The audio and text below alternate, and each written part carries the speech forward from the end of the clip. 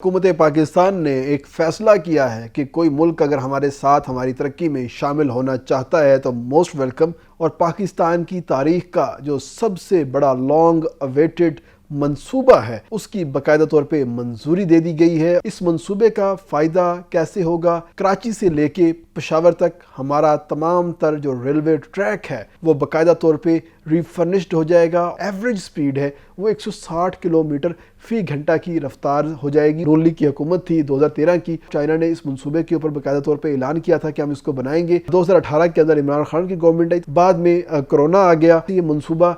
10 साल से ज़ायद ताख़ीर का शिकार हुआ कि रेल का पहिया तरक्की का पहिया, तो रेल का पहिया चलेगा तो तरक्की पाकिस्तान खुद ब खुद करेगा। अस्सलामु अलैकुम, मैं हूं तैयब सैफ। हुकूमत पाकिस्तान ने एक फ़ैसला किया है कि कोई मुल्क अगर हमारे साथ हमारी तरक्की में शामिल होना चाहता है तो मोस्ट वेलकम। अगर नहीं शामिल होना चाहता तो कोई ऐसी बात नहीं है, हम खुद इंसारी की तरफ बढ़ना शुरू हो चुके हैं। और पाकिस्तान की तारीख का जो सबसे बड़ा लॉन्ग अवेटेड मंसूबा है उसकी बाकायदा तौर पे मंजूरी दे दी गई है। और ये मंजूरी दी गई है ML1 प्रोजेक्ट की। इसके तहत कराची से लेके पेशावर तक हमारा तमाम तर जो रेलवे ट्रैक है वो बाकायदा तौर पे रिफर्निश्ड हो जाएगा, ओवरहाल हो जाएगा। और इसके साथ 2 इजाफी लाइंस जो हैं वो बन जाएंगी। और जिसके बाद हमारी ट्रेन जो है, जो अभी रिंगती है, चलती है, फिर बकटट जो है वो भागती हुई दिखाई देगी। इस मंसूबे का फ़ायदा कैसे होगा और कौन कौन इससे फ़ायदा उठा सकेगा, इन तमाम तर चीज़ों के हवाले से आज हम बात करने वाले हैं। और मैं आपको बताऊं कि ये मंसूबा कराची से स्टार्ट किया जा रहा है। कराची से लेके रोहड़ी तक तकरीबन ये 480 किलोमीटर का ये एक ट्रैक बनता है जिसको मुकम्मल तौर पर ओवरहाल किया जा रहा है। यानी कि जो मौजूदा ट्रैक है इसकी मरम्मत की जाएगी, इसकी कैपेसिटी को बढ़ाया जाएगा और इसके साथ 2 इजाफी लेन्स जो हैं वो शामिल की जाएंगी। और उन 2 लेन्स के शामिल करने से जो फ़ायदा है वो क्या होगा कि हमारी जितनी भी एक्सप्रेस ट्रेनें कराची की जानिब जाती हैं, डाउन जाती हैं, वो तमाम की तमाम बग़ैर रुके और बग़ैर उनको क्रॉस पड़े वो वहाँ पर जाएंगी और उनको किसी किस्म की मुश्किलात का सामना नहीं करना पड़ेगा। और इसके साथ 2 जो इजाफी लेन्स जो है वो बनाई जाएंगी, उस पर माल बरदार गाड़ियाँ आसानी के साथ आएंगी जाएंगी, उनको भी किसी किस्म की मुश्किलात का सामना नहीं करना पड़ेगा। क्योंकि अब तक होता ये था कि माल बरदार ट्रेनें भी इसी ट्रैक के ऊपर चलती हैं और जो एक्सप्रेस ट्रेनें हैं वो भी इसी ट्रैक के ऊपर चलती हैं। तो एक्सप्रेस ट्रेन को गुजारने के लिए या किसी तेज़ रफ्तार ट्रेन को गुजारने के लिए जो स्लो वाली ट्रेन होती है या माल बरदार ट्रेन होती है उसको रोक दिया जाता है, जिसकी वजह से उसका जो टोटल दुरानिया है उसके अंदर इजाफा आ जाता है और एक्सप्रेस ट्रेन गुजर जाती है। लेकिन अब ये फ़ायदा होगा कि माल बरदार ट्रेन तो अपनी स्पीड से जा ही रही है, एक्सप्रेस ट्रेन भी अपनी स्पीड से जाएगी और उसको भी किसी किस्म की रुकावट जो है वो नहीं सामना करना पड़ेगा। जिससे अगर हम इस पूरे ट्रैक की ओवरहालिंग की बात करते हैं तो ओवरहालिंग के बाद अब जो है हमारी जो ट्रेन चलती हैं वो मैक्सिमम 120 किलोमीटर मैक्सिमम, जहाँ पर ट्रैक बेहतरीन कंडीशन में है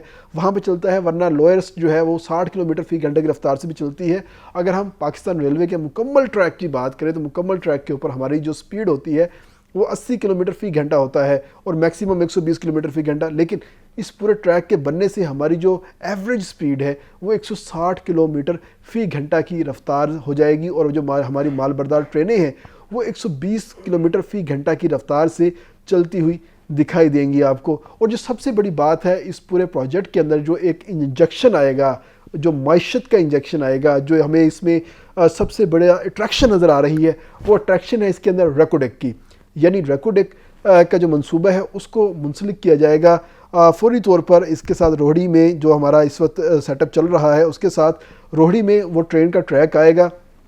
रोहड़ी जंक्शन के ऊपर आके वो मुंसलिक होगा और जैसे ही वो मुंसलिक होगा तो उसका जो रुख है वो कराची की जानिब कर दिया जाएगा। यानी जितनी भी हमारी मादनियात आएंगी, जितना भी हम सोना, तांबा, निकल, कोल्टन या जितनी भी हमारी कीमती धातें हैं हम वहाँ से निकालेंगे, उसको सारी धातों को हम बिला रुकावट और तेज़ रफ्तार तरीके के साथ हम कराची पोर्ट ट्रस्ट के ऊपर मुंतकिल कर देंगे। तो ये एक मंसूबा जो है ये सबसे पहले डिज़ाइन किया गया था और डिज़ाइन करने के साथ ही जो नून लीग की हुकूमत थी 2013 की, उसके अंदर चाइना को ऑफ़र किया गया था और चाइना ने इस मंसूबे के ऊपर बाकायदा तौर पे ऐलान किया था कि हम इसको बनाएंगे। और ये मंसूबा मुकम्मल डिज़ाइन करके इसकी ईच एंड एवरीथिंग चाइना के हवाले की गई थी। मगर उसके साथ ही हुकूमत बदली, हुकूमत बदलने के साथ 2018 के अंदर इमरान खान की गवर्नमेंट आई तो उसके अंदर ये मंसूबा जो है वो रोल बैक हो गया। بعد میں کرونا آ گیا، جس کی وجہ سے یہ منصوبہ 10 سال سے زائد تاخیر کا شکار ہوا۔ بعد میں جب پی ڈی ایم کی گورنمنٹ آئی تو انہوں نے دوبارہ پھر سے چائنا کو کہا کہ آپ اس منصوبے میں ہمارے ساتھ شامل ہو جائیں، لیکن چائنا نے اس کے اندر کسی خاص قسم کی جو دلچسپی تھی اس کا اظہار نہیں کیا۔ تو پاکستان نے فیصلہ کیا کہ اب یہ منصوبہ ہم خود بنائیں گے، اور منصوبہ بنانے کے ساتھ انہوں نے مختلف سیکشنز کے اندر اس کو تقسیم کیا، جس کا پہلا سیکشن تھا کراچی سے لے کے روہڑی تک 480 کلومیٹر کا ٹریک۔ اس ٹریک کی جو فیزیبلٹی بنا کے اور تمام تر چیزیں ڈیزائن کر کے انہوں نے ایشین ڈیولپمنٹ بینک کے سامنے پیش کیا، اور ایشین ڈیولپمنٹ بینک نے 2 ارب امریکی ڈالر کی منظوری دی، اور فائنینسنگ کی منظوری کے ساتھ ہی اس منصوبے کے اوپر کام جو ہے وہ شروع ہو جائے گا، اور 2028 کے آخر تک یہ منصوبہ مکمل ہو جائے گا۔ اس منصوبے کا جہاں پر باقی ٹرین کے آنے جانے کے فائدے ہوں گے، اس کے ساتھ ہی جتنے بھی پل آتے ہیں، جتنے بھی انڈر پاسز آتے ہیں، جتنے بھی اس کے اوپر باقی جو کراسنگز آتی ہیں، وہ تمام انتہائی جدید ہو جائیں گی، اور ایسا کمانڈ اینڈ کنٹرول کا سسٹم یہاں پر ڈیولپ ہوگا کہ ٹرین کس وقت کہاں پر ہے اور کس رفتار سے جا رہی ہے، اور اس کی کیپیسٹی کیا ہے، وزن کیا ہے، لوڈ کیا ہے، وہ تمام تر چیزیں جو ہے مانیٹر ہوں گی، اور سگنل کا بھی جدید ترین سسٹم جو ہے اس کے اندر نصب کیا جائے گا، جس سے ٹرین کے جو حادثات ہیں اس کو روکنے کی میں مدد ملے گی۔ اس کے ساتھ جتنے بھی اس روٹ کے اوپر ریلوے اسٹیشن آئیں گے، وہ ریلوے اسٹیشن ان کی دوبارہ پھر اثر نو تعمیر ہوگی، ایک حساب سے نئے ریلوے اسٹیشن جو ہیں وہ بنائے جائیں گے، یعنی کہ آپ حساب لگا سکتے ہیں کراچی سے لے کے روہڑی تک جتنے بھی ٹرین ہوں گے اسٹیشنز ہوں گے وہ سارے کے سارے نئے بننے جا رہے ہیں۔ تمام کے تمام اسٹیشن نئے بن جائیں گے، اور اس کے ساتھ کچھ اسٹیشنز ایسے ہیں جو کہ جنکشن ہیں یا بڑے اسٹیشنز ہیں، وہ اسٹیٹ آف دی آرٹ نئے ڈیزائن کے حساب سے اپ گریڈ ہونے جا رہے ہیں، جس میں حیدرآباد، نواب شاہ، خیرپور اور روہڑی کا اپنا اسٹیشن شامل ہے۔ تو یہ station state of the art بنیں گے اور پوری دنیا میں مثال کے طور پہ دیکھے جاتے ہیں۔ اس وقت پورے پاکستان میں ایک ہی اسٹیشن ہے جو اسٹیٹ آف دی آرٹ بنا ہے اور سی پیک کے تھرو بنا تھا، وہ بہاولپور کا ریلوے اسٹیشن ہے، اور وہ ریلوے اسٹیشن دیکھنے سے تعلق رکھتا ہے بہاولپور کی جو لوکل ثقافت ہے وہ بھی اس کے اندر نظر آتی ہے، بہاولپور کا جو لوکل انفراسٹرکچر ہے وہ بھی اس کے اندر نظر آتا ہے۔ لیکن اب آپ کو نواب شاہ، روہڑی، حیدرآباد اور کراچی کے اسٹیشن بھی ایسے دکھائی دینا شروع ہو جائیں گے، اور اس سے وہ تمام ٹرینیں جو کہ لاہور سے کراچی جاتی ہیں ان کو اس وقت 18 گھنٹے سے لے کے 22 گھنٹے تک کا جو دورانیہ ہے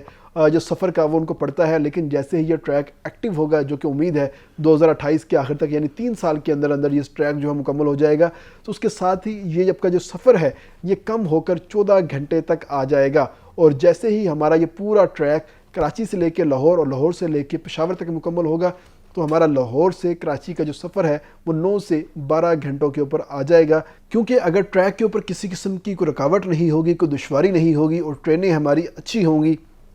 کوچز ہماری اچھی ہوں گی، تو بلا رکاوٹ اور آسانی کے ساتھ سفر کیا جائے گا، اور حادثات کے اندر کمی آئے گی۔ وہ تمام لوگ جو کہ جہاز کے اوپر سفر کرنا پسند کرتے ہیں اور کہتے ہیں کہ جہاز کے اوپر کم ٹائم لگتا ہے، پیسے بے شک زیادہ لگ جاتے ہیں، تو ٹرین جو ہے بہت زیادہ ٹائم لگا دیتی ہے، تاخیر کا شکار ہوتی ہے، تو وہ تمام لوگ بھی جہاز کو چھوڑ کر ٹرین کا سفر جو ہے وہ کرنا شروع ہو جائیں گے، کیونکہ ٹرین بھی ان کو 9 سے 12 گھنٹے کے اندر پہنچائے گی اور بہت سستے داموں پہنچائے گی۔ تو ایک منصوبہ جو کہ ML1 منصوبہ جو کہ پاکستان کی تقدیر کا گیم چینجر منصوبہ ہے، یہ اب باقاعدہ طور پہ شروع ہونے جا رہا ہے۔ اس حوالے سے فائنینسنگ پاکستان کے پاس آ گئی ہے، اور اس فائنینسنگ کا اثر یہ ہوگا کہ یہ منصوبہ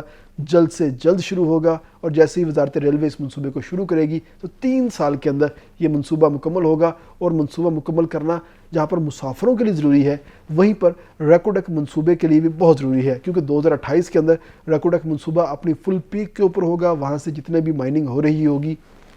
وہ تمام پیک پر پہنچی ہوگی، اور ان تمام تر مائننگ کی جو چیزیں ہیں اس کو ہم نے ایکسپورٹ کرنا ہے، اور ایکسپورٹ کرنے کے لیے آپ کو جو تیز رفتار جو نقل و حرکت کے ذرائع ہیں وہ آپ کو چاہیے ہوتے ہیں، اور سستے بھی چاہیے ہوتے ہیں۔ اگر ہم بائی روڈ آتے ہیں، ٹرکوں کے اوپر ان تمام تر چیزوں کو منتقل کرتے ہیں تو یہ ہمیں بہت مہنگا پڑے گا، لیکن اگر ہم ٹرین کے ذریعے اس کو منتقل کریں گے تو 60% ہماری لاگت کے اندر کمی آئے گی، یعنی کہ ہمارے پاکستان کے وسائل کے اندر